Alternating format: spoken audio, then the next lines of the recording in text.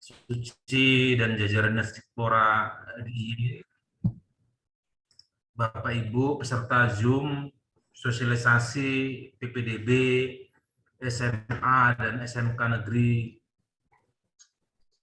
di DIY,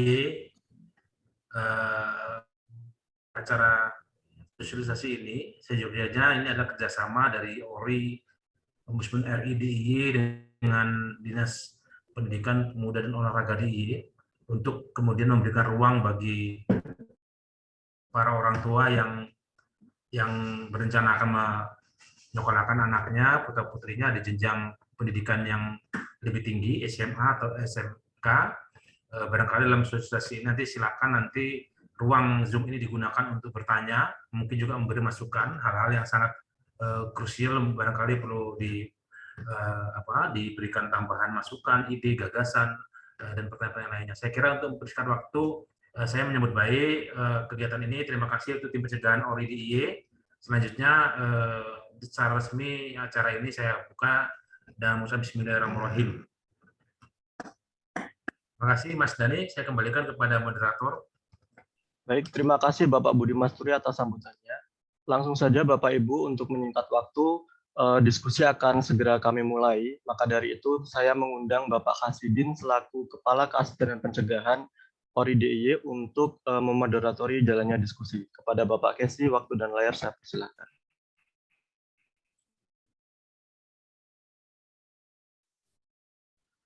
Salam sejahtera buat kita semua. Selamat siang, Bapak Ibu sekalian. Ini adalah hari terakhir kita sudah masih PPDB tahun ajaran 2022 sampai dengan 2023 dari mulai Senin kemarin, dan ini terakhir untuk PPDB tingkat atau jenjang pendidikan SMA SMK. Adanya kegiatan ini selain Ombudsman salah satu tugas dan fungsinya sebagai pengawasan pelayanan publik dan pencegahan, tentunya dalam bidang pendidikan ini salah satu yang menjadi objek awasan kami adalah penyelenggaraan PPDB. Selain itu juga ternyata setelah kami menyebar kuesioner, banyak yang masih belum memahami mengenai mekanisme PPDB, meskipun dari pihak pendidikan dan olahraga DIY sudah membuat juknis, sudah membuat selebaran, tapi ternyata di kalangan orang tua murid masih banyak yang belum jelas. Oleh karena ini forum ini nanti sangat berguna bagi Bapak Ibu sekalian peserta. Apabila nanti ada yang belum jelas mengenai mekanisme PPDB, bisa ditanyakan langsung kepada Disdikpora DIY. Nah, kali ini kita sudah ada Pak Suci Ramdhani, Kepala Seksi Perencanaan dan Pendataan Pendidikan. Pak Suci, jadi nanti teknisnya kita berikan waktu dulu untuk Pak Suci memberikan paparan sekitar 20 menit sampai 25 menit. Nanti sisanya lebih kepada kita diskusi atau tanya jawab dengan peserta sosialisasi saat ini.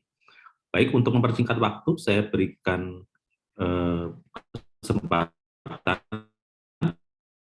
bagi Pak Suci. Silakan Pak Suci, waktu dan tempat saya persilakan. Ya, terima kasih Mas Kasih dari ORI dan juga para peserta Zoom pada siang hari ini.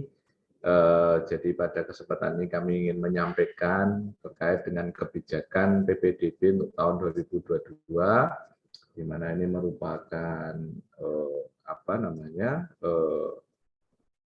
proses atau kegiatan tiap tahun di mana anak lulusan SMP yang akan nanti masuk di jenjang SMA maupun SMK.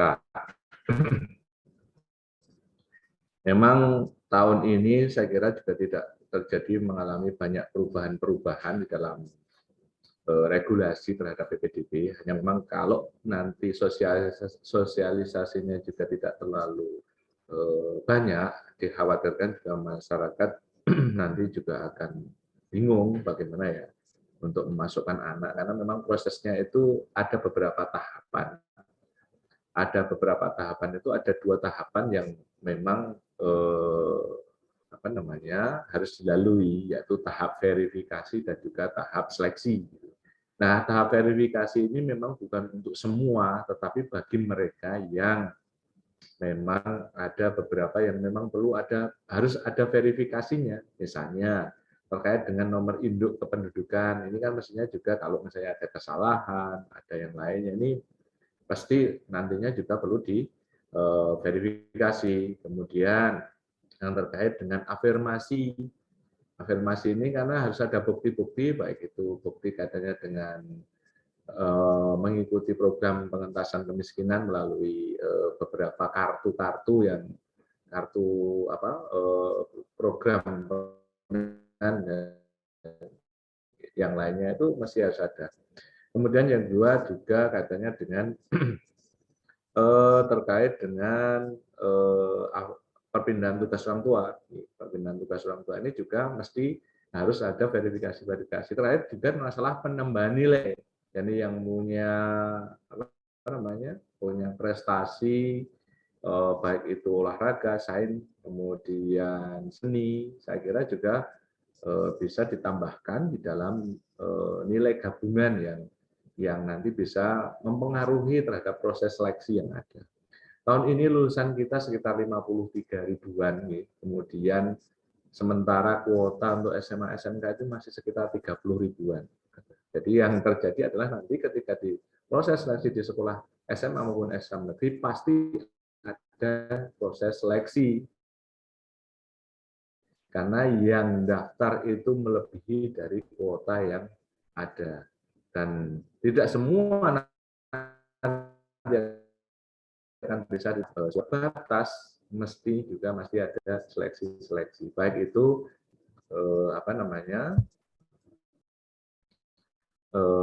terkait dengan hal-hal yang ingin kami sampaikan pada kesempatan ini. Jadi saya izin share screen ya. Yang pertama bahwa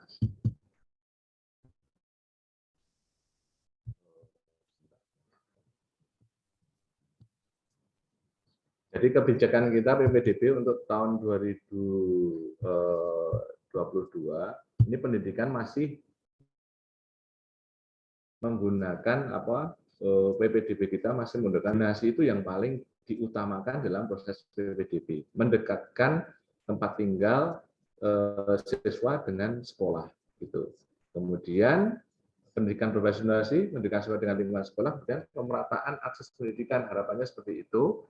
Kemudian kondisi kelas yang heterogen untuk bekerjasama, ya, peningkatan kapasitas guru nanti kemudian mendukung pelaksanaan SPM dan BPK, menghilangkan praktek jual beli kursi dan pungli. Harapannya dengan PPDB yang berbasis zonasi ini yang menghilangkan praktek-praktek seperti itu. Dan alat ukur intervensi pemerintah pusat dan daerah. Jadi ini adalah manfaat dari kebijakan pendidikan berbasis zonasi. Oleh karena itu PPDB tahun ini juga masih menggunakan hal itu. Kemudian terkait prinsip dan tujuan. Jadi tahun ini kita tujuan dari PPDB ini tentu saja kita menghindari non-diskriminatif, harus prinsipnya objektif, transparan, akuntabel, berkeadilan. Semua orang bisa melihat proses pelaksanaan PPDB sehingga nantinya pengawasan tidak hanya dari kami, dari dinas maupun juga dari aparat pelaksana eksternal OPD ataupun yang lainnya, tapi juga dari masyarakat. Apakah pelaksanaan PPDB itu sudah non-diskriminatif atau tidak, objektif atau tidak, transparan atau tidak, akuntabel atau tidak, atau berkeadilan atau tidak. Itu prinsip dan tujuan. Nah, untuk persyaratan tahun ini kami masih sama dengan regulasi tahun lalu. Kita sudah punya Pergub, Bapak Ibu, saya tadi lupa menyampaikan, kita sudah punya Pergub nomor 17 tahun 2022 terkait dengan pelaksanaan penerimaan peserta didik baru untuk jenjang SMA dan SMK dan juga pendidikan khusus. Untuk persyaratan saya kira yang pertama memiliki ijazah atau STTB SMP atau MTS atau bentuk lain yang sederajat atau dokumen lain yang menjelaskan telah menyelesaikan kelas 9 jenjang SMP maupun MTS. Kalau nanti, karena ini kelulusannya baru tanggal 15 Bapak Ibu, sementara proses verifikasi juga sudah dimulai tanggal 13 sama 14 nanti ini, besok Senin sampai dengan 16. kalau belum ada ijazah mau atau STTB, saya kira kalau ijazah agak cukup lama, ya masih belum juga. Kalau belum selesai, maka dapat menggunakan surat keterangan lulus. Kalaupun surat keterangan lulus tidak ada, dalam proses verifikasi nanti boleh menggunakan kartu pelajar. Jadi kita kalau misalnya ijazah tidak ada ya pakai SKL, tidak ada SKL ya pakai kartu pelajar. Kemudian berusia paling tinggi 21 tahun pada tanggal 1 Juli tahun berjalan. Nah, ini yang usia maksimal dalam rangka masuk ke jenjang SMA maupun SMK. Kemudian memiliki nilai rapor jenjang SMP MTS semester. Nah, nanti untuk syarat usia 21 tahun nanti dibuktikan dengan akte kelahiran.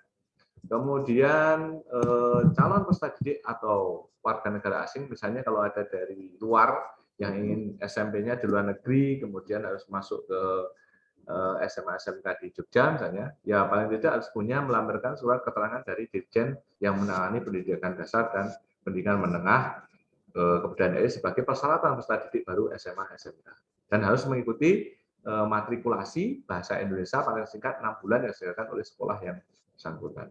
Nah, untuk syarat batas usia ijazah raport ini nanti dikecualikan bagi calon peserta didik baru disabilitas.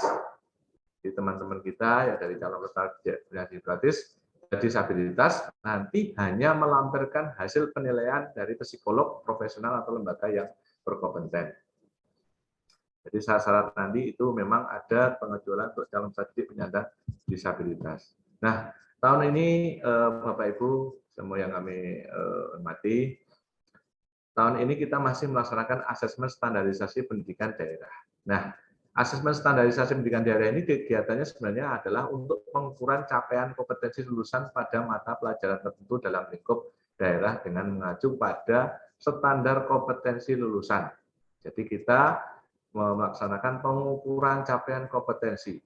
Nah, asesmen standarisasi pendidikan daerah atau SPD, kalau Bapak Ibu, putra Bapak Ibu sudah melaksanakan tanggal 17, 18, 19 Mei kemarin, 20 ya, 4 hari, itu tidak menentukan kelulusan peserta didik. Jadi hasilnya ASPD itu tidak digunakan untuk kelulusan peserta didik. Jadi bukan syarat masuk SMA SMK, tetapi hasil dari asesmen standarisasi ini adalah digunakan sebagai salah satu alat seleksi selain raport untuk masuk ke sekolah negeri jenjang berikutnya. Kami gunakan untuk itu karena apa?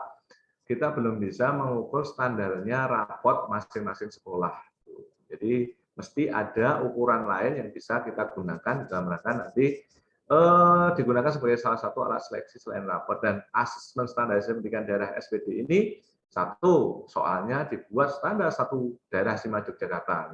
Jadi jelas ya, tidak masing-masing kabupaten membuat sendiri-sendiri, tetapi memang provinsi membuat untuk seluruh kabupaten kota se-daerah istimewa Yogyakarta. Jadi sifatnya lebih terstandar satu daerah istimewa Yogyakarta. Kemudian kita juga mengenal nilai gabungan yang secara nilai gabungan ini penghitungan jumlah rata-rata nilai hasil penghitungan rapor MAPEL bahasa Indonesia, matematika, bahasa Inggris, IPA dari peserta didik SMP MTS semester 1 sampai dengan semester 5 Bapak Ibu diberikan bobot nanti 40%. Kemudian ditambah jumlah nilai ASPD tadi Bapak Ibu yang diberikan bobotnya 55%. Kemudian ditambah nilai akreditasi sekolah dikalikan 4 diberikan bobot 5%. Jadi akreditasi kita bobotnya 5%. Masing-masing sekolah nanti dikalikan 4 supaya nanti penjumlahannya nilainya ratusan. Jadi penghitungannya seperti ini. Kemudian rombel. Nah, untuk rombel, rombongan belajar, kita mengambil rombongan belajar maksimal. Artinya rombongan belajar tiap kelas di SMA SMK itu jumlahnya adalah 36 orang. Nah, rombel belajar untuk SMA paling sedikit 20 orang dan SMK paling sedikit 15 orang. Jadi kalau ada 30 ada 4 rombel 36 maka yang keras sedikitnya 20 kalau untuk SMK-nya nanti 15 orang. Kemudian SMA dan SMK wajib menerima peserta didik baru disabilitas paling banyak 2 orang setiap rombongan belajar. Jadi ini terkait dengan pendidikan inklusif. Jadi setiap SMA dan SMK itu wajib kalau ada yang mendaftar dari teman-teman kita peserta didik disabilitas ya paling banyak 2 orang nanti di setiap rombelnya. Kalau tidak ada 36 ya 2 orangnya dari satu kelas itu 36 orang, 2 orangnya bisa dari peserta didik baru disabilitas. Kemudian nanti yang disabilitas ini karena memang pendaftarannya sudah seawal dibanding nanti pelaksanaan yang PPDB reguler, maka penerimaan peserta didik disabilitas nanti akan diperhitungkan dalam penentuan jumlah kuota jalur afirmasi. Jadi kalau jalur afirmasinya nanti ada 20%, maka ketika ada yang masuk melalui jalur dari peserta didik disabilitas, maka ini nanti mengurangi jumlah kuota jalur afirmasi. Jadi jalur afirmasi itu digunakan untuk 2, satu untuk disabilitas, yang satu lagi untuk yang mereka dari keluarga ekonomi tidak mampu. Kemudian penetapan zonasi. Nah, ini penetapan zonasi nanti kami melakukan pelibatan MKKS, kemudian ada penetapan wilayah, memastikan bahwa semua sekolah telah menerima peserta didik dalam wilayah zonasi yang ditetapkan, termasuk di daerah-daerah di mana tidak ada SMA-nya. Misalnya di Kecamatan Berbah. Kecamatan Berbah tidak ada SMA, tetapi seluruh kelurahan di desa atau kelurahan di Kecamatan Berbah itu sudah kita masukkan dalam wilayah zonasi di SMA-SMA yang terdekat. Kemudian bagi di daerah perbatasan, Bapak Ibu, kerjasama kita dengan Pemda Jawa Tengah. Jadi kita perbatasannya karena dengan Jawa Tengah, baik itu di sebelah barat dengan Purworejo, di sebelah utara dengan Magelang, di sebelah timur nanti dengan Wonogiri, kemudian juga dengan Klaten. Nah, itu kami sudah melaksanakan kerjasama dengan Jawa Tengah. Jadi ada beberapa desa atau kelurahan yang berada di perbatasan, persis perbatasan, desa pertama yang berada di dekat perbatasan, maka nanti kita perlakukan seperti zonanya di DIY. Jadi zona satunya SMA tertentu yang ada di DIY. Kemudian untuk nanti terkait dengan mana saja desa-desa tersebut nanti ada di lampiran Pergub nomor 17 tahun 2022. Termasuk tadi yang termasuk zonasinya, saya masuk zonasi mana, saya SMA mana, zonasi 1 saya, SMA mana yang menjadi zonasi 2 saya, itu nanti di lampiran Pergub nomor 17 tahun 2022 bisa dilihat. Atau kalau untuk melihat zonasi, Bapak Ibu bisa mengunjungi web dinas dikpora.jogjaprov.go.id, nanti klik PPDB di situ, kemudian cari zonasi. Nanti kemudian tinggal klik di desa mana Bapak Ibu tinggal, nanti akan terlihat di situ SMA mana yang menjadi zonasinya. Kemudian nanti pengumumannya adalah 11 pengumuman PPDB, kami sudah beberapa memasang pengumuman terkait dengan jadwal dan sebagainya. Kemudian nanti pengumuman secara terbuka, kami dinas juga sudah mengumumkan melalui media cetak, elektronik, dan lainnya. Rencananya juga ada videotron, kemudian juga film pendek yang akan kami sebar dalam media sosial, kemudian juga di media lainnya, mungkin siaran televisi juga akan kita lakukan. Kemudian terkait dengan pendaftaran, nah ini Bapak Ibu, untuk yang seleksi nanti mempertimbangkan ketika urutan seleksi sebagai berikut. Jadi nanti secara sistem, ini saya contohkan untuk yang jalur zonasi. Itu yang pertama adalah zonasi, kemudian nanti adalah nilai gabungan, kemudian yang 3 pilihan sekolah atau pilihan peminatan calon peserta didik, dan calon peserta didik yang satu zonasi yang mendaftarkan lebih awal. Ini saya sampaikan begini, yang pertama misalnya si A dan si B dengan zonasi sama, maka seleksi keduanya yang akan menseleksi keduanya adalah bagaimana nilai gabungannya. Kalau di nilai gabungan juga belum bisa terseleksi, maka akan ke pilihan sekolahnya. Kemudian kalau pilihan sekolah juga belum terseleksi, maka baru calon peserta didik dalam satu zonasi yang mendaftar lebih awal. Jadi waktu pendaftarannya. Jadi ada 4 kriteria seleksi. Kemudian untuk pengumuman seleksi nanti dilakukan oleh sekolah ketika nanti PPDB sudah berakhir, kita tanggal 27, 28, 29, 30, maka pengumumannya nanti ada di tanggal 1. Kemudian daftar ulang peserta didik baru yang telah dinyatakan diterima dilakukan di sekolah calon peserta didik baru itu diterima. Kalau diterimanya di SMA mana, maka daftar ulangnya juga di SMA A tersebut. Kemudian untuk promosi jalur PPDB tahun ini, untuk tahun 2022 Yonasi ini sebesar 55%. Ini kalau dibandingkan tahun 2021 saya kira tidak berubah sama, hanya memang kalau untuk PPDB 2022 kuota sudah dipastikan besarannya. Yonasi sebesar 55%, afirmasi 20%, jalur perpindahan tugas sebesar 5% dan jalur prestasi sebesar 20%. Itu sama dengan tahun 2021. Hanya tahun ini sisa kuota jalur afirmasi, kalau ada sisa ketika belum terisi, kemudian jalur perpindahan tugas ada sisa belum terisi, dan jalur prestasi ada sisa belum terisi, maka akan ditambahkan ke kuota jalur Yonasi yang memungkinkan nanti untuk jalur Yonasi itu mungkin bisa lebih dari 55% sepanjang 3 jalur lainnya belum terisi. Kemudian kami sampaikan terkait dengan prestasi non-akademik. Jadi Bapak Ibu calon peserta didik yang punya putra-putri lulusan SMP tahun ini yang punya prestasi non-akademik misalnya di bidang olahraga, di bidang sains, di bidang seni, diberikan penghargaan dalam bentuk penambahan nilai pada jumlah nilai gabungan yang diperhitungkan dalam penentuan peringkat PPDB. Jadi nanti langsung ditambahkan ke jumlah nilai gabungan. Jadi nilai gabungannya berapa, kemudian ada tambahan ketika dia punya prestasi di bidang sains, olahraga, seni. Kemudian penghargaan nanti berlakunya sertifikat tadi, surat keterangan penghargaan tadi diberikan paling lama 4 tahun sebelum tanggal pendaftaran PPDB. Kami tidak mengambil 3 tahun seperti tahun sebelumnya karena kami menyadari di masa pandemi ini jumlah lomba yang diselenggarakan oleh sekolah itu jumlahnya sangat sedikit. Oleh karena itu kami tambah menjadi 4 tahun sebelum tanggal pendaftaran PPDB. Kemudian nanti kalau ada putra Bapak Ibu punya prestasi yang tidak hanya satu, tetapi lebih prestasinya banyak, tidak hanya satu, juara kabupaten, juara provinsi, juara nasional, maka yang akan diberikan penghargaan adalah satu prestasi yang paling tinggi. Misalnya juara kabupaten, provinsi, nasional, maka yang ditambahkan adalah yang juara nasionalnya. Tidak kabupaten diberi penghargaan sendiri, provinsi sendiri, nasional sendiri, tidak, tetapi yang paling tinggi. Kalau ada yang internasional, maka ya internasionalnya yang diberikan penghargaan penambahan nilai.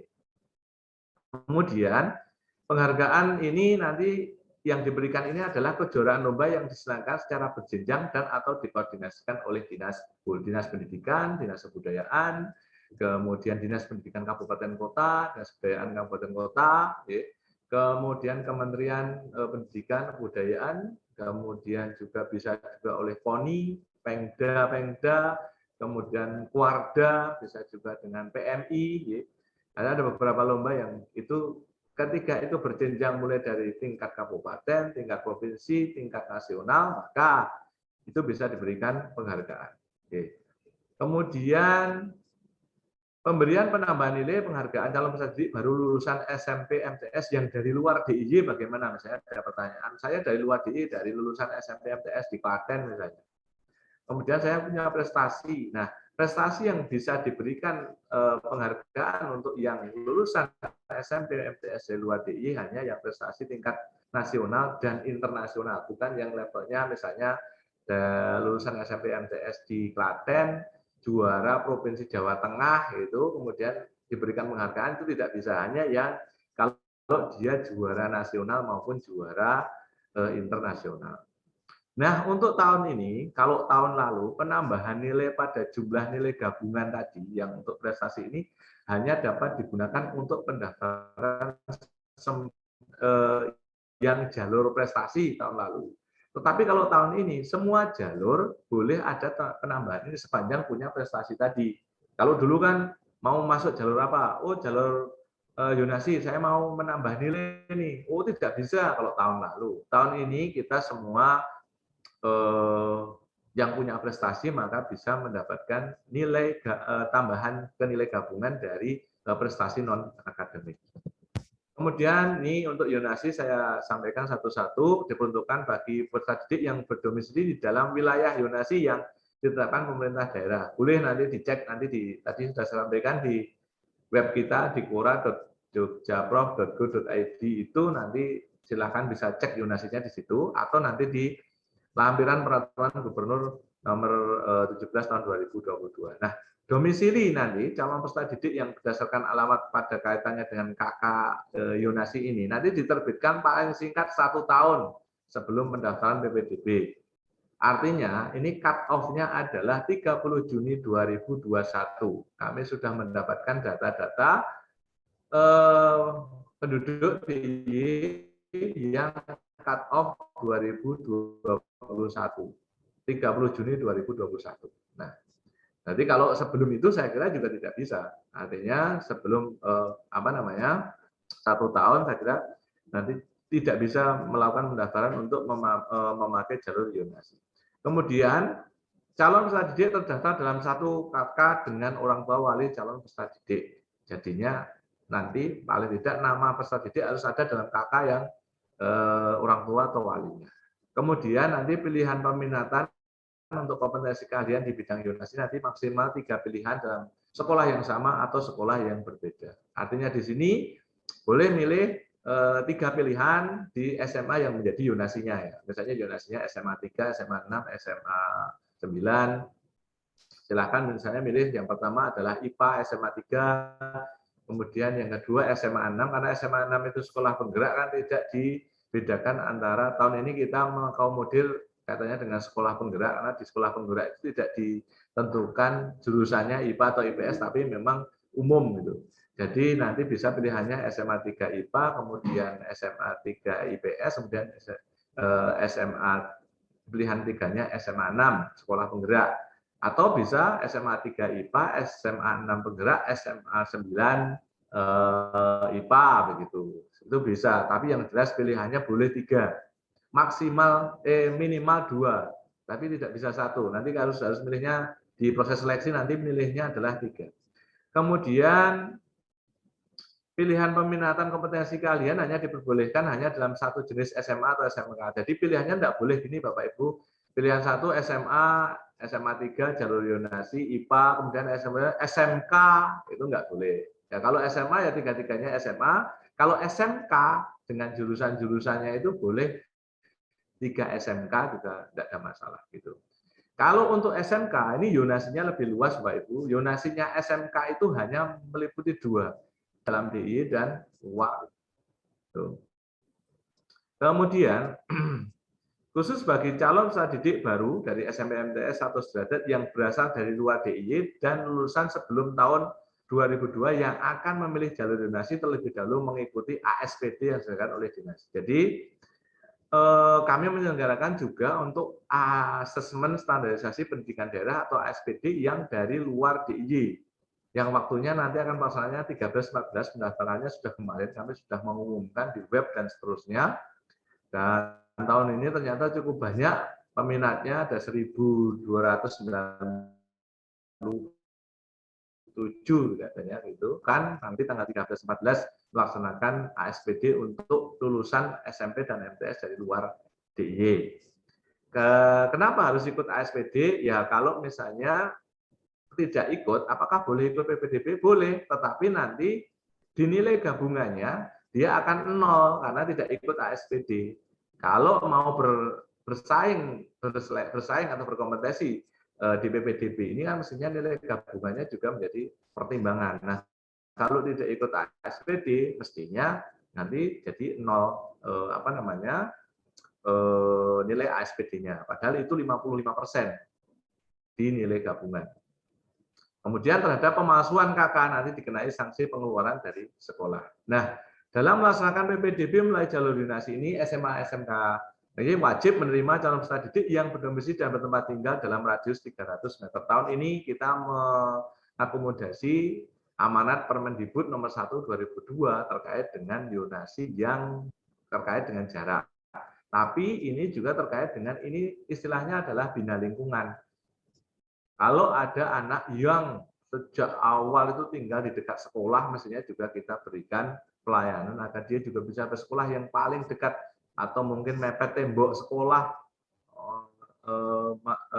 tinggalnya di situ sudah cukup lama, mau sekolah di situ. Nah, maka kita secara radius 300 meter ini kita akomodir.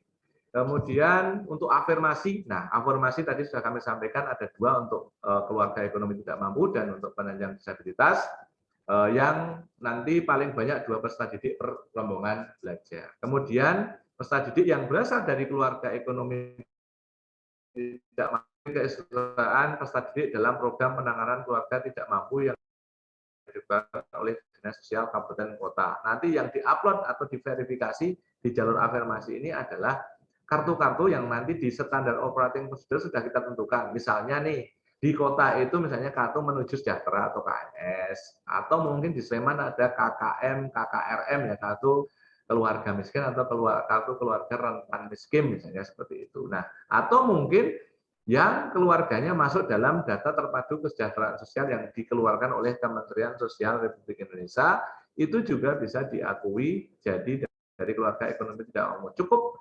screenshot dari itu, kemudian dibuat PDF, nanti terus kemudian diupload. Itu bisa menjadi bukti. Di DPKS ya, data terpadu kesejahteraan sosial.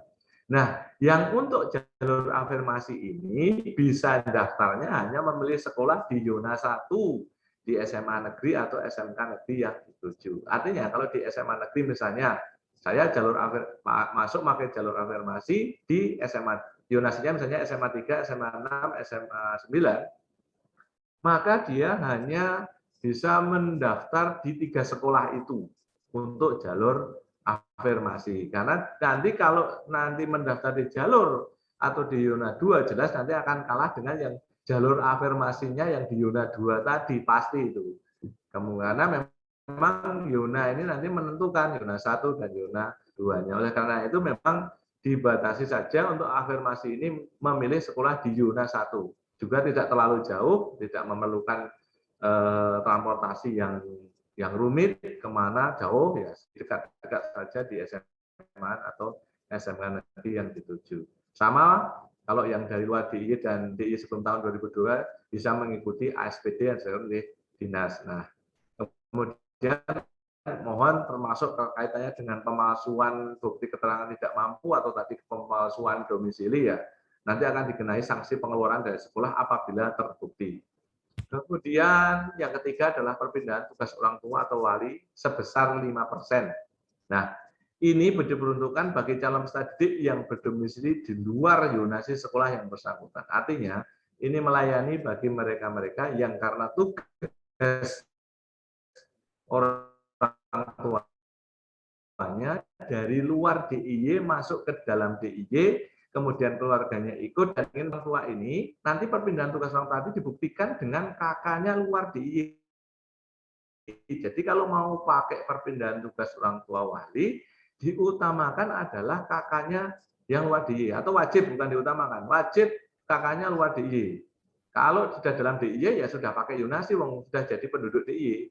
Ya, yang perpindahan tugas dibuktikan dengan kakaknya masih luar DIY. Kemudian untuk yang kedua juga saja bisa antar kabupaten kota dalam DIY, tetapi harus dibuktikan dengan perpindahan kakak. Misalnya dari Gunung Kidul pindah ke kota, Guru misalnya. Kemudian tetapi harus diikuti buktinya bahwa dia sudah menjadi kakak kota, bukan kakak Gunung Kidul lagi. Gitu. Kalau di Lajo, ya lebih baik dia menggunakan zonasinya Gunung Kidul, karena kakaknya masih Gunung Kidul. Harus diikuti dengan perpindahan kakak.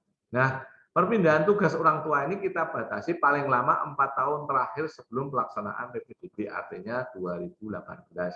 Kalau ada SK-nya perpindahan tugas itu 2017 tidak bisa. Yang bisa adalah 2018, 2019, 2020, 2021. Kalau 2022 baru boleh. Kemudian Perpindahan tugas orang tua wali dibutuhkan dengan surat keputusan perpindahan tugas ya dari instansi, lembaga, kantor atau perusahaan yang mempekerjakan. Jadi buktinya adalah SK mutasinya dari daerah satu ke daerah yang lain. Itu ada SK-nya, itu yang akan diupload. Nah, khusus untuk ini, maka yang anak guru yang bertugas di SMA negeri, SMK negeri dapat mendaftar melalui jalur pindahan tugas orang tua. Jadi ada kekhususan, ini juga amanat dari Permendikbud nomor 1 tahun 2021, ketika anak guru juga bisa bersekolah di mana orang tuanya bertugas, khusus anak guru. Nah, pemalsuan surat penugasan nanti akan diberikan saksi kalau misalnya terjadi bukti pemalsuan. Nah, untuk jalur prestasi ini sebesar 20%. Nah, calon peserta didik yang masuk melalui jalur prestasi ini nanti berdomisili di luar zona 1 sekolah yang dituju. Oke.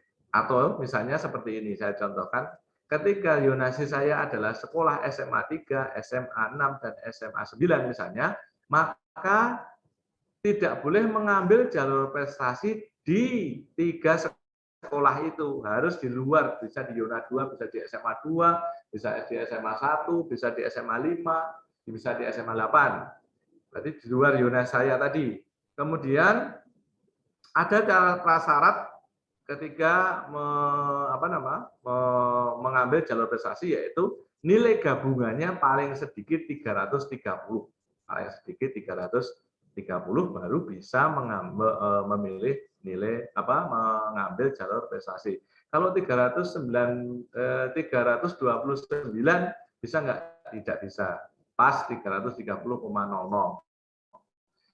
Kemudian untuk penentuan seleksi jalur prestasi tadi tidak menggunakan zonasi, tapi berdasarkan nilai gabungannya. Jadi langsung nilai gabungan, kemudian pilihan sekolah, kemudian waktu pendaftaran. Itu nanti sistem akan mengatur seperti itu ketika proses seleksi secara real time. Kemudian di sini juga ada penyaluran kelebihan terhadap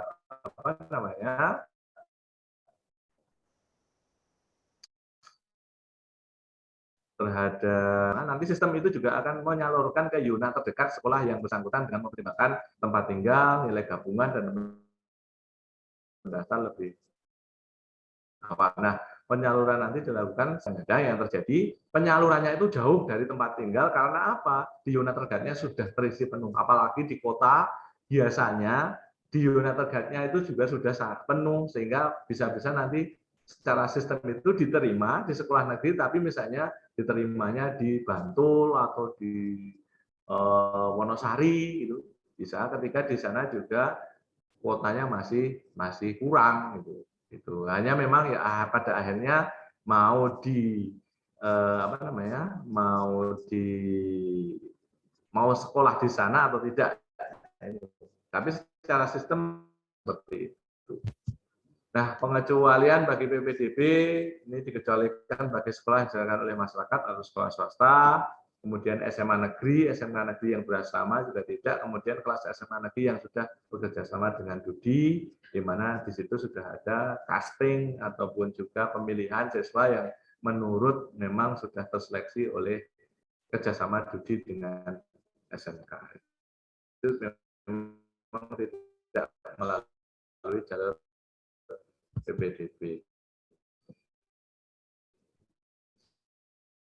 Saya kira perpindahan peserta didik ini yang menpasar dinas. Kemudian juga ada perpindahan peserta didik ini nanti memperbarui data pokok pendidikan atau Dapodik. Nah, ini yang inklusi kemudian sudah ini jadwalnya. Nah, jadwal ini yang kami tampilkan ini nanti pendaftaran SPD sudah kemarin 30 Mei sampai dengan 6 Juni. Ini sudah yang luar DIY ya. Kemudian pelaksanaan SPD bagi calon peserta didik luar DIY nanti tanggal 13-14 besok Senin dan Selasa.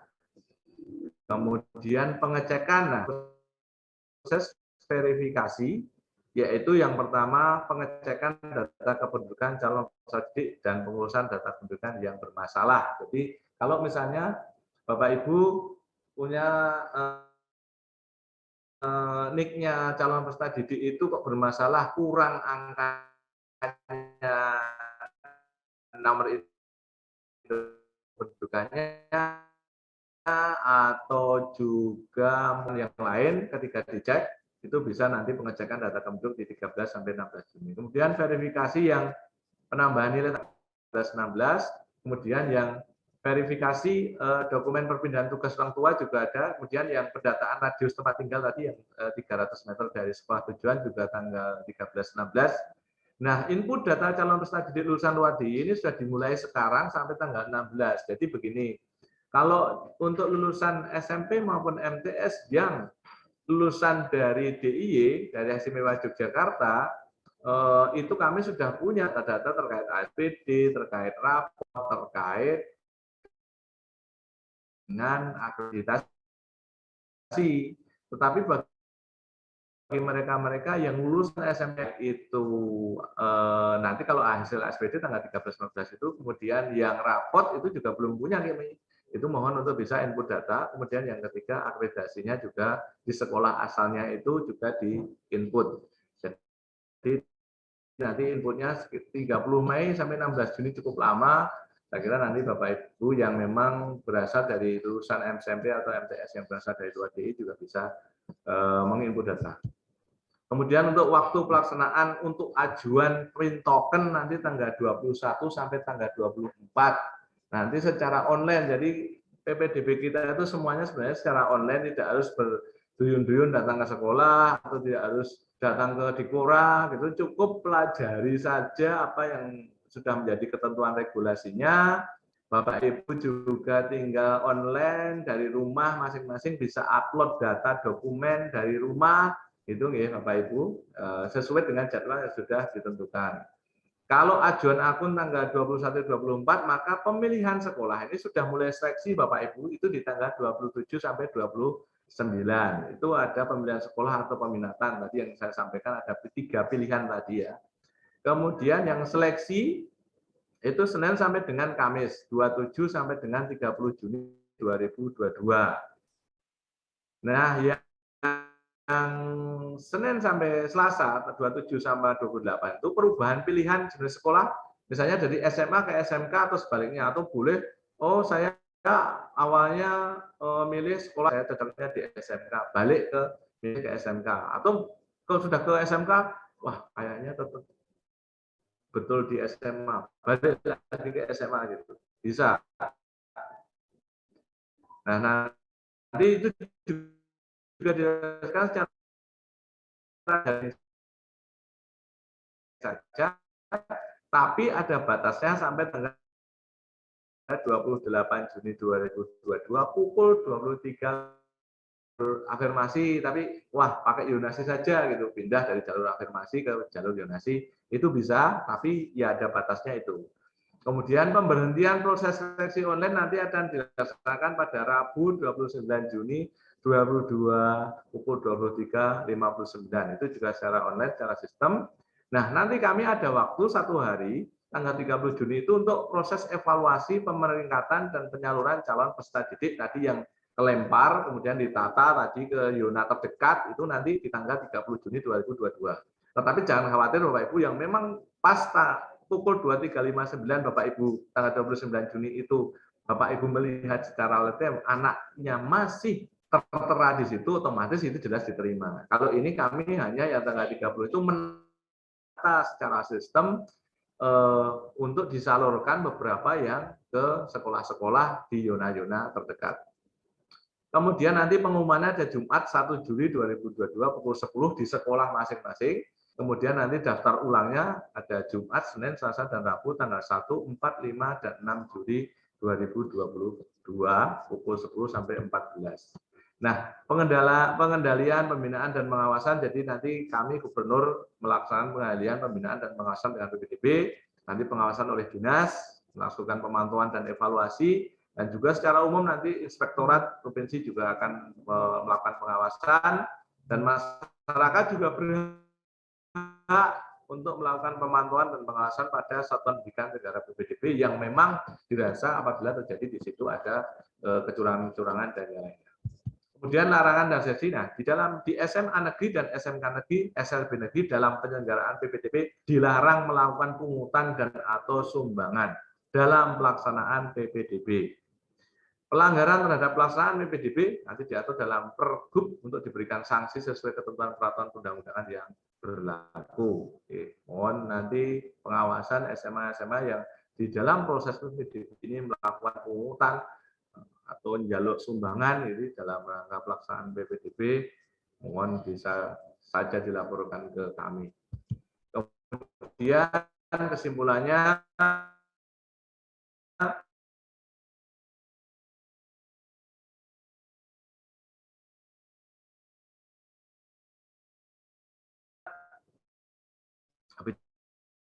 kebijakan Yunasi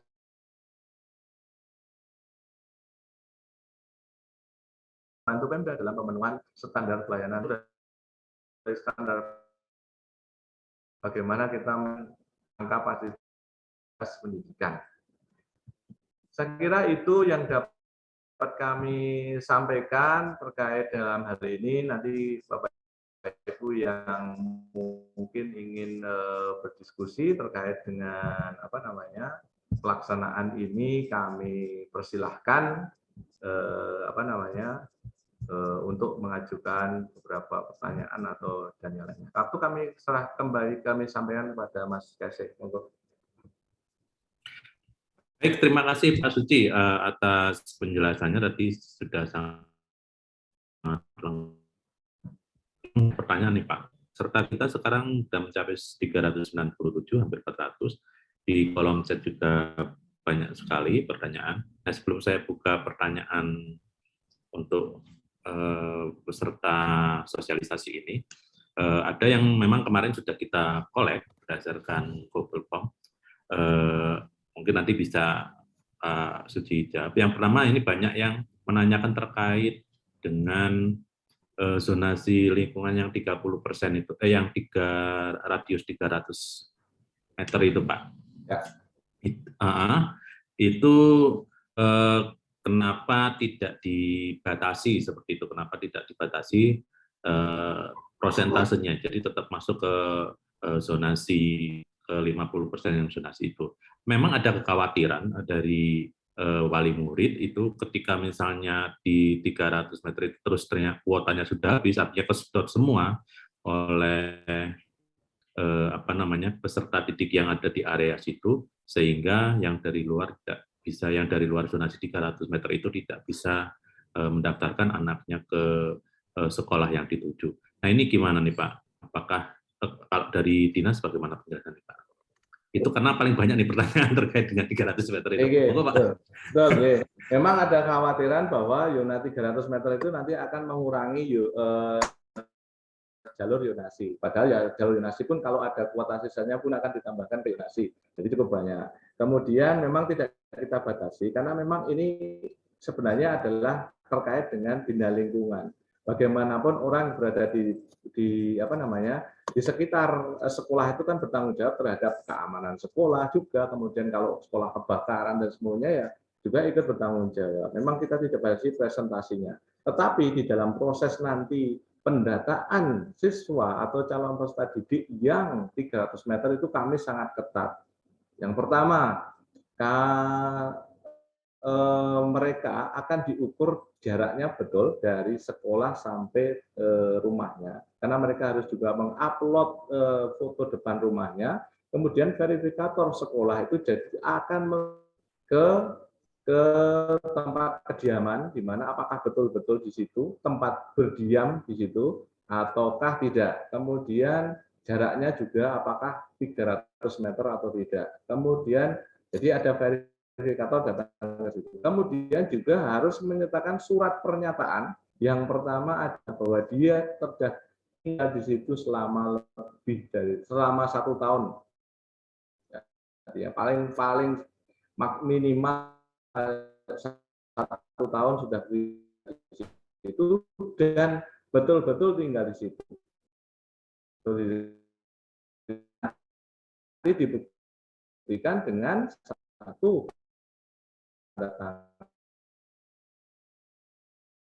manipulasi ya siap saja nanti yang pertama pasti sanksinya juga seperti yang tadi lain, ya anaknya bisa dikeluarkan atau sesuai dengan peraturan perundang-undangan, karena ini harapannya memang kita peruntukkan bagi orang yang memang benar-benar dia sudah lama tinggal, kemudian masa mau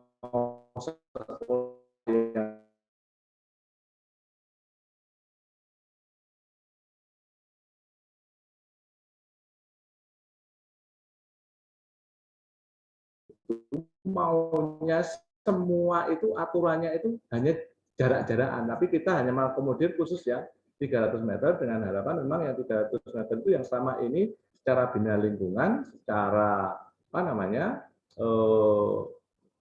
dekat sekali dengan sekolah, yang kalau terjadi apa-apa dengan sekolah juga ikut terkena dampak dan seterusnya. Saya kira itu Mas yang jawaban dari kami. Memang tidak kita presentasi, tapi jangan khawatir Bapak Ibu. Yang lulusan yang jarak 300 meter itu dengan yang punya anak usia 9 tahun, itu saya kira juga tidak akan memenuhi jalur zonasi secara total.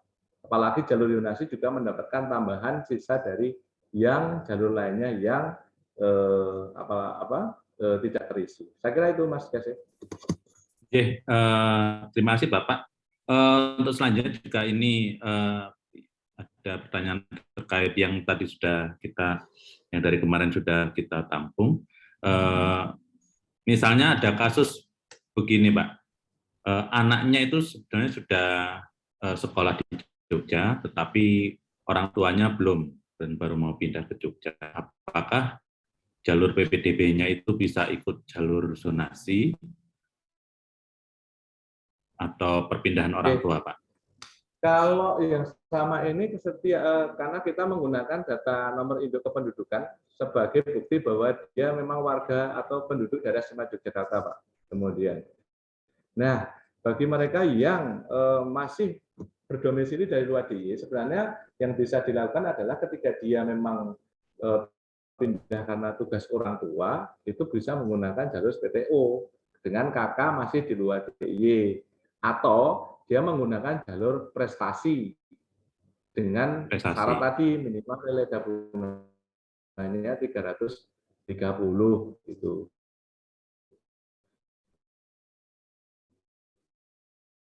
Biasanya seperti itu karena memang kita menggunakan SAPI, kami tidak punya pakai data apa lagi karena itu yang menunjukkan kalau dia memang atau calon peserta didik itu berasal dari atau sudah tinggal di itu, Mas.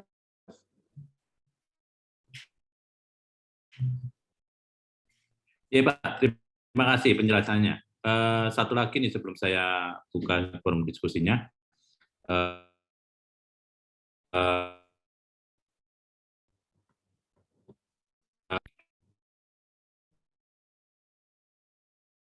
Peserta atau siswa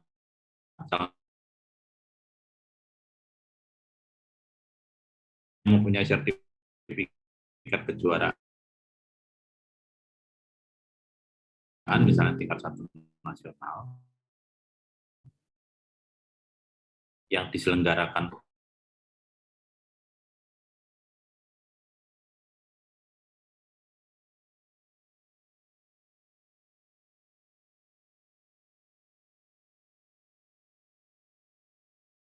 itu adalah lomba-lomba yang sifatnya bagi lomba-lomba yang memang tidak berjenjang dan itu memang sudah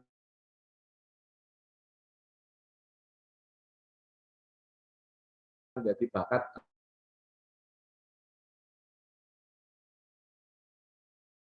memberikan penghargaan tambahan nilai 1, kecuali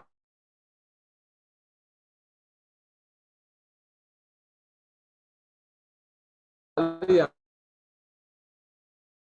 lomba-lomba yang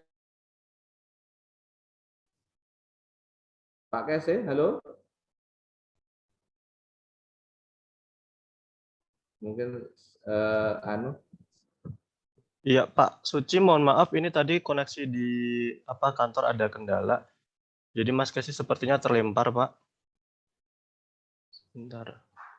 Coba dipandu saja dari Bapak penjenengan aja Mas. Ya. Nanti yang Kita mau menyampaikan lanjutkan pertanyaan. Kita lanjutkan ke diskusi ya Pak ya. Ini udah banyak yang resen ini. Ada yang pertama saya undang atas nama akun Mercy Ulul Asmi.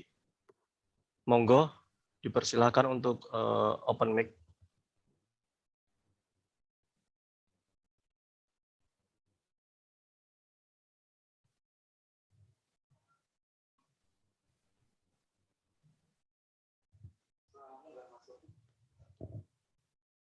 Tes. Tes. Apakah suara saya terdengar?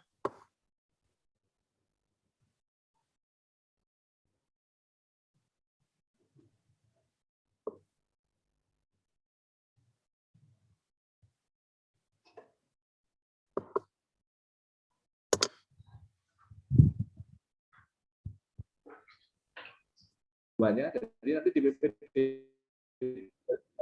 ada panduan, tapi itu dilakukan nanti dibukanya Bapak Ibu tanggal 21 sampai 24 ya.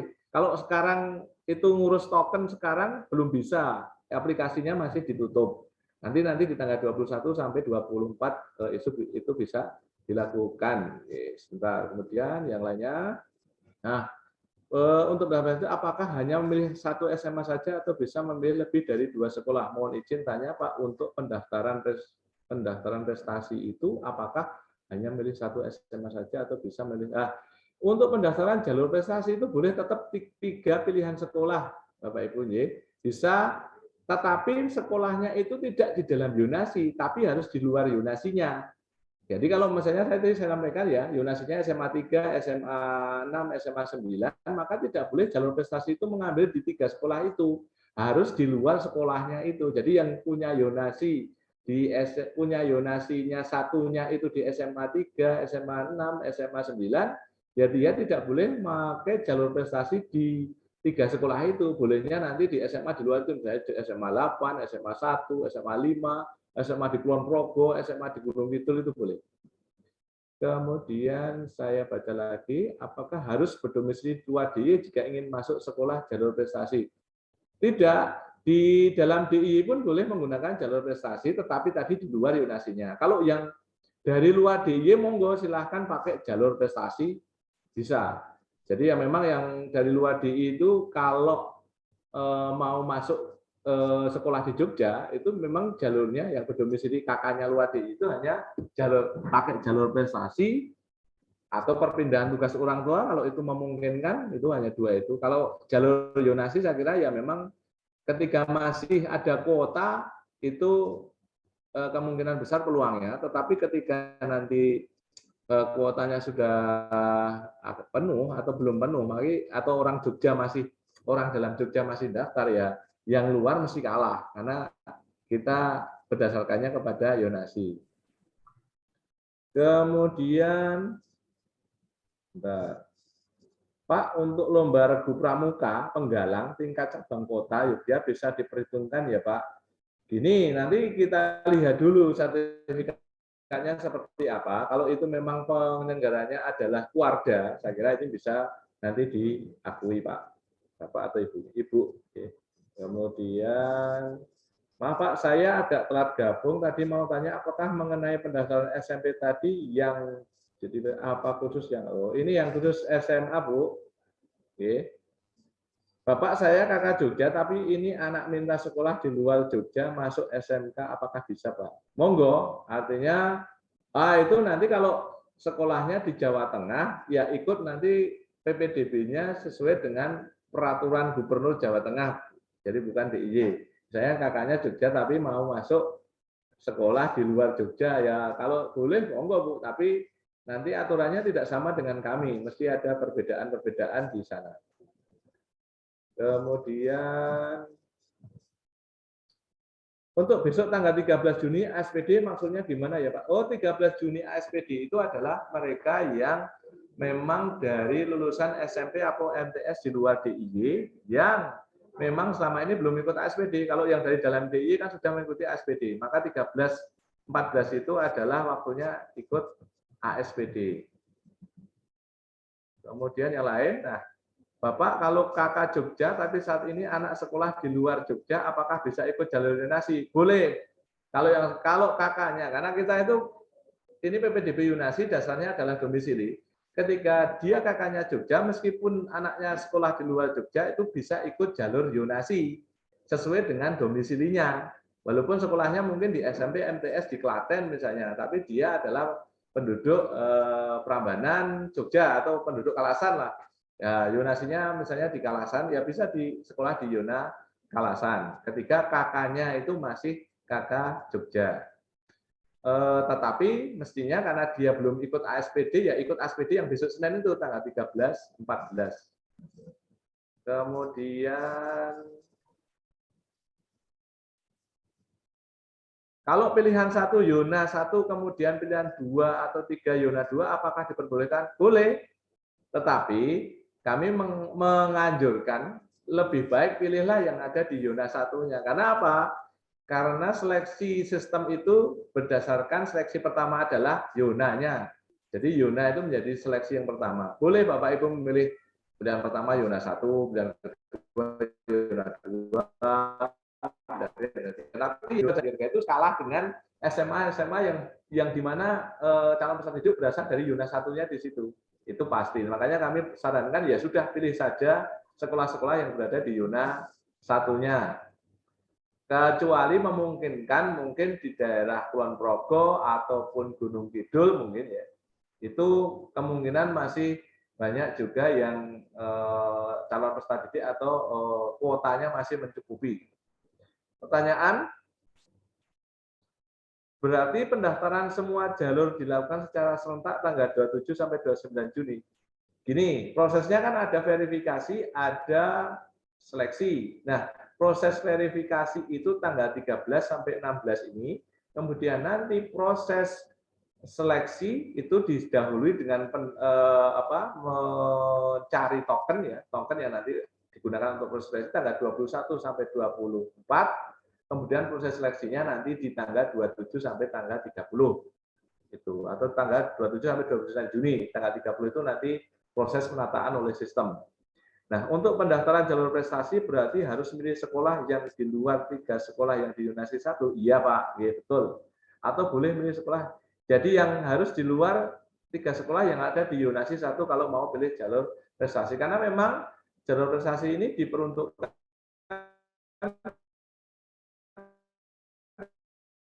bagi mereka atau berkeinginan untuk sekolah yang bukan di jalur atau di Yona 1-nya gitu. Kalau sudah senang dengan Yona 1-nya ya lebih baik daftar saja pakai jalur Yonasi. Pak, berarti kalau jalur prestasi harus di luar Yona kita domisili ya? Iya, tadi sudah. Kalau rumah dekat sekolah tetapi KTP tidak di lokasi tersebut bagaimana? Ya kita berdasarkan kakak. Meskipun dekat 300 meter, kalau tidak punya kakak di situ, tidak berdomisili di situ, mestinya tidak bisa pakai jalur radius 300 meter. Dan termasuk nanti akan diverifikasi oleh verifikator sekolah, gitu, Yona 300 meter ini. Yona 300 tidak memenuhi, tapi gitu. Jadi enggak Bapak Ibu. Jadi kita 300 meter itu saya kira juga tidak akan begitu banyak pengalaman yang sudah melakukan, bahkan Yonanya 500 meter yang tahun lalu di Kabupaten Bantul ketika SD masuk SMP juga tidak begitu banyak yang ada di situ. Tetapi saya yakin nanti radius 3 itu sebagai radius bina lingkungan sekolah ini adalah mengakomodir mereka-mereka yang memang jaraknya sangat dekat dengan sekolah. Kemudian nah ini dasar kalau ini diterapkan di efek tahun depan banyak anak-anak yang tinggal dekat mepet sekolah. Bukan. Jadi gini Bapak Ibu, kita efek yang seperti itu. Jadi kita tidak mengakodok bahwa sekolah itu dekat-dekatan. Iya tidak. Tetapi ini terkait dengan karena memang kita ingin mengakomodir begini. Anak itu sudah sekian puluh tahun tinggal di dekat sekolah. Mungkin dia cita-citanya adalah suatu saat saya juga bisa sekolah yang di dekat. Sekali lagi kami menyampaikan bahwa ini adalah PPDB Yonasi. Tetapi kalau ini semua diterapkan di semua ya, artinya bahwa semua hanya berdasarkan apa namanya dekat-dekatan, ini juga tidak fair. Makanya kita kan buat zonasi-zonasi. Cuma yang 300 meter ini, Dan kadang-kala fenomena sekarang ini banyak yang dengan apa namanya ketika mau PPDB itu 1 tahun itu sudah pada pindah domisili di sekitar sekolah yang dikatakan tanda kutip orang itu adalah sekolah-sekolah yang diminati gitu, dan itu bukan asli orang situ. Alangkah apa namanya tadi saya sampaikan bahwa prinsip dari yang namanya PPDB inilah adalah tidak ada non-diskriminasi atau ada berkeadilan. Saya kira tidak adil ketika ada orang yang 1 tahun yang lalu lah, 1 tahun baru saja tinggal di situ karena dia mungkin ini mengalahkan mereka yang sudah berpuluh-puluh tahun tinggal di situ, ingin sekolah di situ. Nah, makanya jalur 300 meter itu hanya mengakomodir cuma 300 meter. Cuma 300 meter. Selebihnya kita menggunakan sistem zonasi. Kemudian syarat afirmasi adalah data program kemiskinan hanya sampai 15 Mei 2022. Jika ada satu program kemiskinan yang hanya sampai April 2022, apakah masih bisa daftar dengan jalur afirmasi? Prinsipnya kami menggunakan apa namanya program-program yang sudah dikeluarkan oleh Dinas Sosial Kabupaten Kota. Misalnya terkait dengan kartu KMS-nya kota, kemudian KKM, KKRN-nya Sleman, nah itu kita akui, termasuk juga yang masuk di DTKS. Apa namanya, itu bisa digunakan untuk bukti kalau dia berasal dari jalur afirmasi. Terkait dengan apakah input data nilai gabungan yang input dari sekolah atau seperti apa, nggih Pak? Gini, kami berusaha nanti Bapak Ibu sebelum mungkin nanti atau nilai gabungan itu akan keluar setelah Bapak Ibu mengurus token. Nanti kami akan mencoba untuk membuat sebaran nilai gabungan. Jadi dengan sebaran nilai gabungan itu nanti Bapak Ibu akan tahu kira-kira prospeknya anak saya kira-kira masuknya di mana, dengan nilainya sekitar berapa, persebaran nilainya seperti apa, gitu akan coba kami susun untuk sebaran nilai gabungan. Tapi nanti ketika proses pengurusan token. Kemudian tadi ya. Kemudian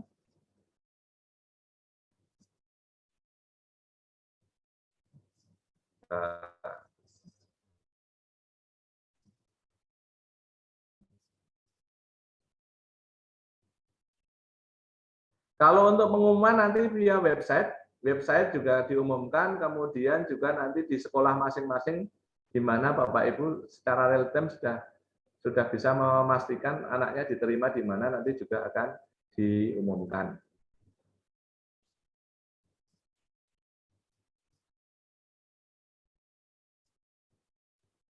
Kalau mohon izin bertanya, misalnya pada tanggal 29 pukul 23.59 tidak masuk ke SMA, pilihan berarti tanggal 30 Juni masih ada kemungkinan untuk diterima di SMA pilihan sistem, apakah demikian? Jadi proses pilih sekolah itu hanya sampai pada tanggal 28 Juni 2022 pukul 23.59. Untuk tanggal 29 itu yang memang belum mendaftar sama sekali atau belum milih sekolah sama sekali itu bisa dimungkinkan mendaftar di tanggal 29. Tetapi dia tidak bisa atau peserta didik itu tidak bisa mengotak-atik ya, pindah pilihan atau pindah jenjang itu tidak bisa. Sudah bersambung Pak Kese? Sampun Pak, mohon maaf ini jaringannya. Baca chatnya ini. Jaringan wifi-nya agak terganggu. Baik, Pak tadi sudah banyak ya yang dari chat kita dari Pak Suju sudah menjawab. Nah, memang tidak semua nanti bisa dijawab. Jadi nanti untuk yang pertanyaan yang tidak bisa dijawab nanti bisa dikirimkan di kolom chat. Nanti akan kita kompilasi dan kita berikan nanti ke rekan-rekan di Dinas Pendidikan DIY sehingga nanti bisa dijawab. Kita berikan kesempatan kepada yang dari tadi sudah resen nih Pak. Yang pertama ada Mas Mahesa Asidik, silakan.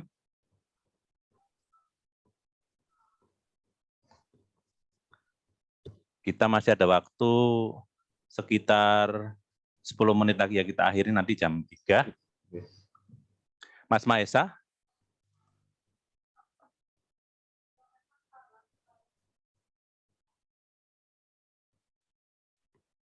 Halo Mas Mahesa, apakah bisa? Baik, kalau tidak ke Pak Fauzan, Bang Kafau. Pak Fauzan. Oke. Ya, silakan. Terima kasih Bapak. Assalamualaikum warahmatullahi wabarakatuh. Waalaikumsalam warahmatullahi wabarakatuh. Kami Fauzan Pak dari Gedong Kuning. Izin bertanya Bapak, ada 2 hal yang kami tanyakan. Yang pertama terkait dengan KK. Bahwa di tempat kami itu ada pembaharuan KK kurang lebih 6 bulan yang lalu.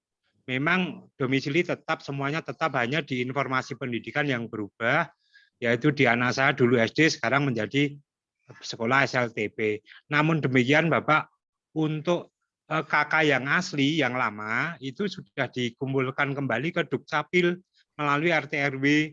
Apakah besok itu kami cukup melampirkan KK yang baru, atau harus dengan KK yang lama tapi hanya fotokopi? Itu yang pertama. Yang kedua adalah terkait dengan piagam, bahwa anak saya itu punya piagam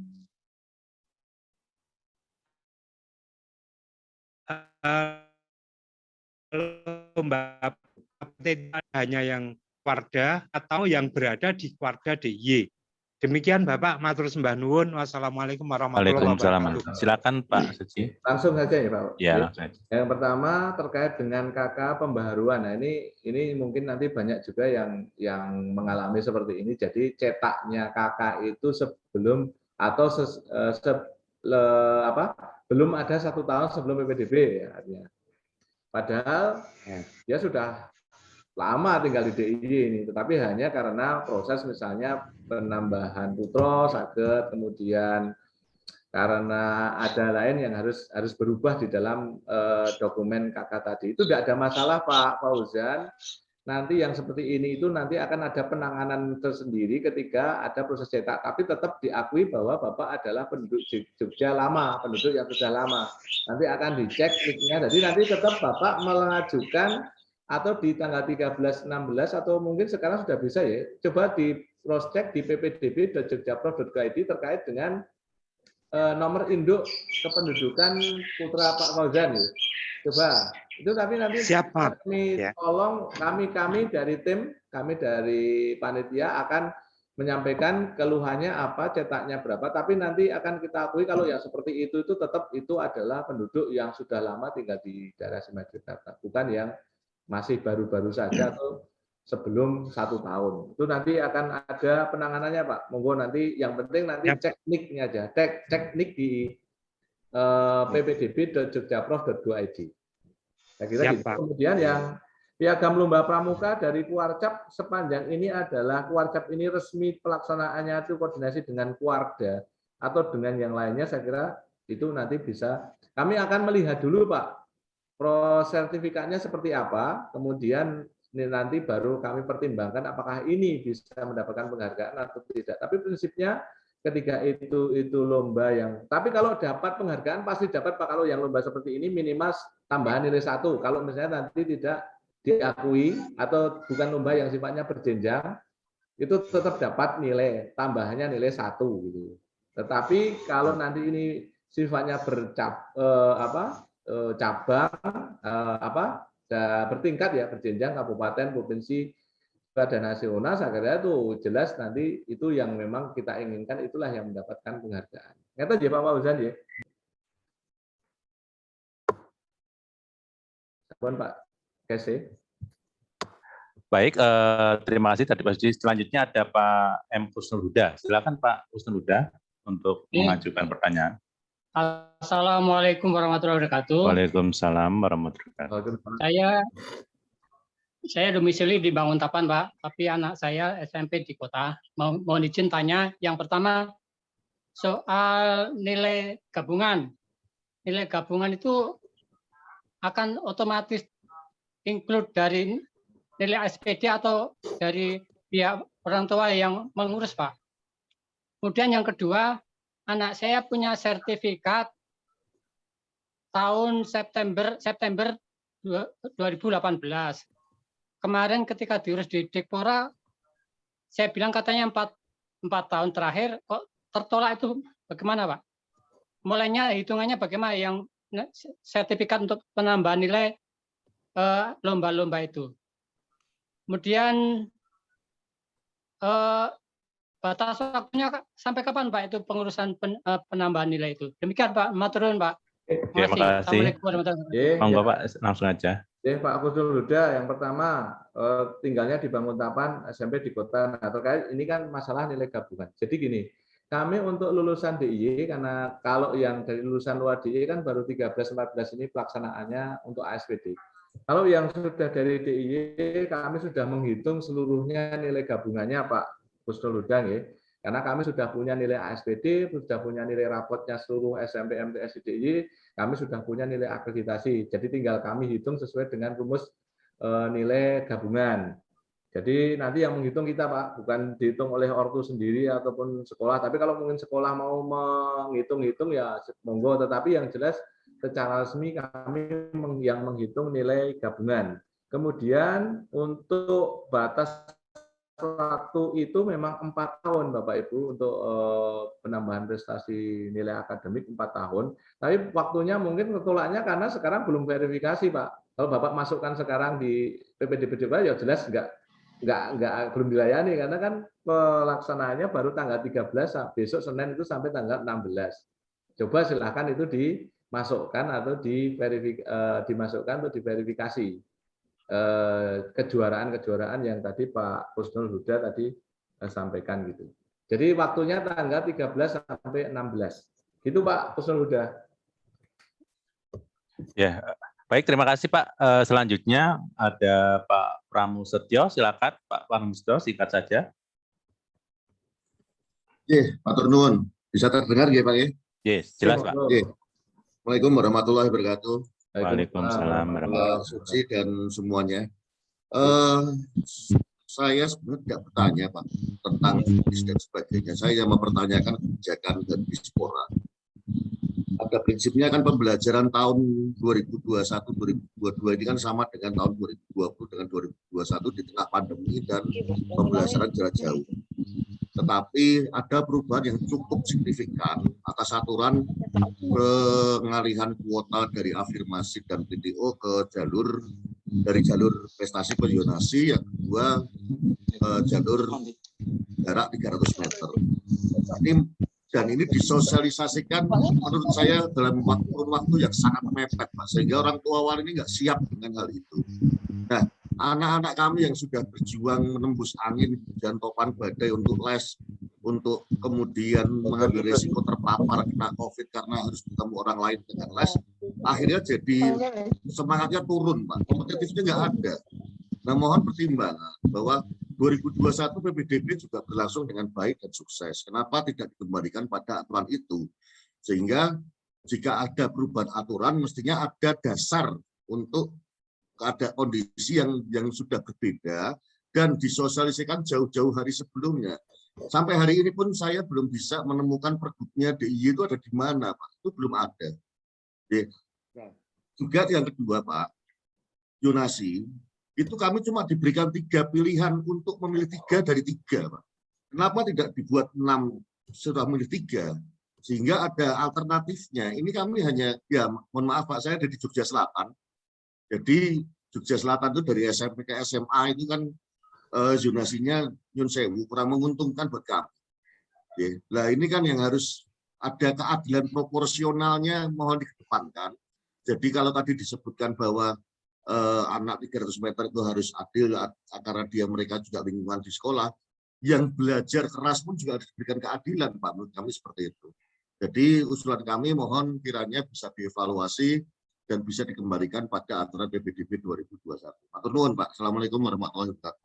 Waalaikumsalam warahmatullahi wabarakatuh. Monggo Pak Suci bisa. Pak Musetyo, jadi terkait dengan regulasi. Jadi regulasi kita itu upload kita di web itu sebenarnya sudah kemarin, tetapi ada beberapa yang memang terkait dengan yonasi sekolah, jarak yonasi, bukan jarak yonasi, tetapi titik koordinat yonasi yang banyak diperbaiki oleh sekolah, sehingga memang kita belum upload lagi untuk pergub ini. Mungkin karena pergub ini memang kemarin memang harus ada pembahasan juga di Biro Hukum dan seterusnya yang memerlukan waktu cukup lama, sehingga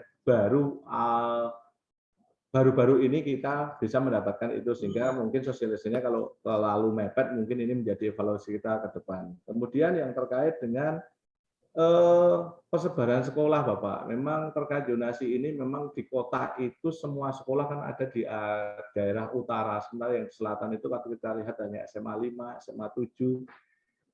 Kemudian kami juga sudah mencoba bagaimana mengukur zonasi itu dengan memilih 6 sekolah terdekat, di mana yang 1, 2, 3 itu jadi zona 1, yang nomor 4, 5, 6 terdekat itu dari titik kelurahan desa itu menjadi zona 2. Itu yang kami lakukan. Dan terkait dengan perubahan-perubahan ini saya kira nanti kita harapkan ke depan ya. Oke, kalau tahun ini mungkin kami di dalam rangka sosialisasi terlalu mepet karena memang kami menunggu sebenarnya regulasi ini bisa cepat gitu, tetapi karena proses-proses yang ada sehingga baru beberapa hari ini kita sampaikan atau melalui tayangan-tayangan publikasi yang kami sampaikan. Tetapi kami harapkan bahwa pilihan 3 sekolah dalam 1 zonasi ini itu memang harapannya agar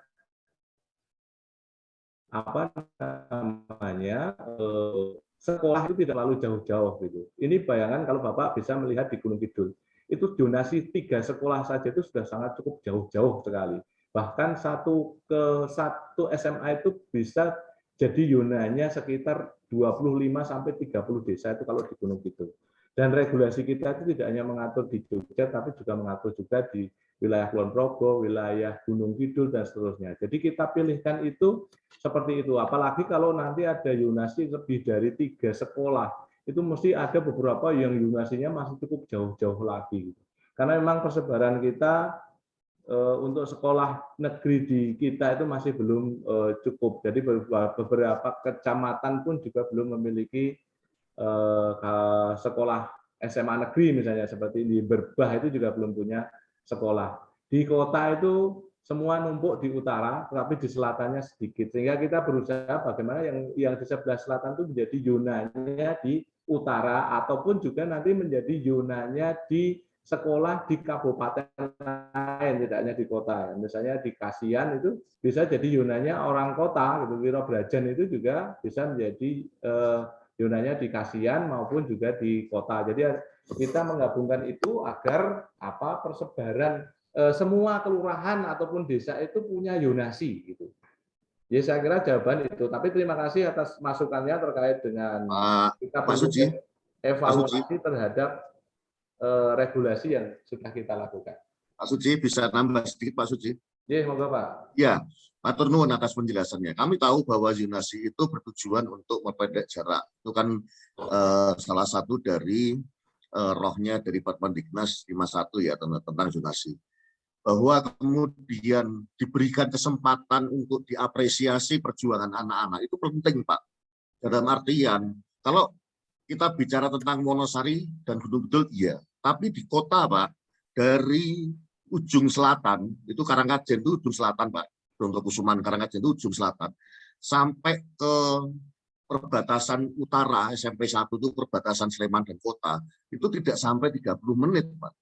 Dalam artian begini, bahwa keadilan proporsional yang diperlukan, Pak. Bukan keadilan menyeluruh. Kami tidak meminta untuk menghilangkan zonasi, kami tidak meminta untuk memperbesar prestasi atau seperti apa, tetapi bahwa yang berminat untuk prestasi, mereka sudah investasi tenaga, investasi pemikiran, pengorbanan, kemudian dana, waktu, dan sebagainya. Yang kemudian ketika akhir bulan Mei ini disosialisasikan, itu menohok betul mental anak-anak, Pak. Anak saya sampai nangis, Pak. Sampai nangis, sampai mengurung diri di kamar 3 hari, Pak. Tolong Bapak tahu itu, Pak. Pak Turun. Terima kasih Pak Prasetyo. Jadi ini jadi masukan Bilang besok, Pak, yang sekarang, Pak.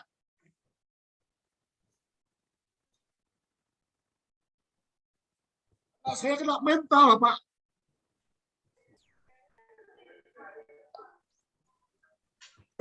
Bapak nggak tahu seperti itu. Perjuangan orang tua seperti apa, Pak? Baik, Pak Pramosedya, berikan kesempatan Pak Suci mungkin untuk menjawab. Silakan Pak Suci. Ya, saya kira apa yang sudah kita lakukan juga kita kan mendasarkan juga aturan yang lebih tinggi gitu terkait jalur-jalur yang ada, dan semua jalur saya kira juga sudah mengakomodir ya, zonasi ada, yang terkait dengan untuk yang di keluarga mampu afirmasi juga ada, perpindahan tugas juga ada, dan kalau memang sekolahnya memang tidak ingin sekolah yang berada di zonasinya juga ada melalui jalur prestasi. Saya kira itu penjelasan kita itu Pak Kasih. Baik, terima kasih Pak Suci. Satu pertanyaan lagi ini karena sudah pukul 3, saya buka untuk Pak Yulianto Ditren, silakan. Monggo Pak, singkat saja karena waktunya sudah mepet.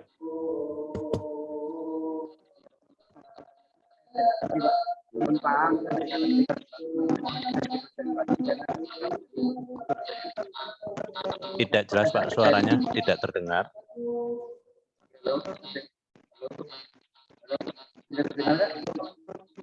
Suaranya tidak jelas Pak Yulianto.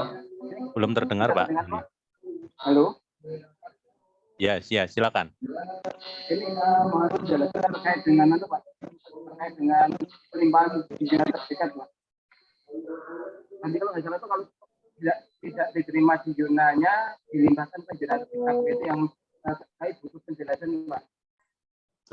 Ya, terkait dengan pelimpahan Pak. Kalau misalnya tidak diterima di zonanya, itu bagaimana? Yang tadi Bapak jelaskan.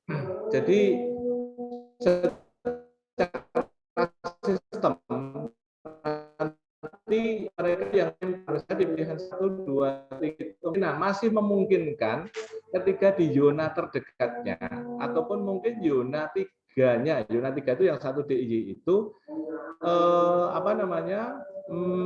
masih ada kuota, maka sistem Bapak, sistem akan menyalurkan ke situ meskipun Bapak Ibu tidak memilih.